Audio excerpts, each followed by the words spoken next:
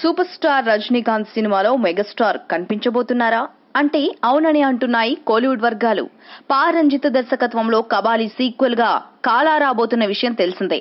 ఇటీవలే రిలీజ్ అయిన కాలా ఫస్ట్ లుక్ కి మంచి స్పందన వస్తోంది. ఇప్పటికే షూటింగ్ కూడా ప్రారంభమైంది. ఇందులో మలయాళ మెగాస్టార్ ముమ్మట్టి ఒక ప్రత్యేకమైన పాత్రలో నటించబోతున్నట్లు కోలీవుడ్ లో వార్తలు వినిపిస్తున్నాయి.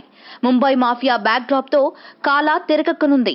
దీంతో ఎక్కువ భాగం షూటింగ్ ని ముంబైలో ప్లాన్ చేశారు. మిగతా భాగాన్ని చెన్నైలో చిత్రీకరించనున్నారు.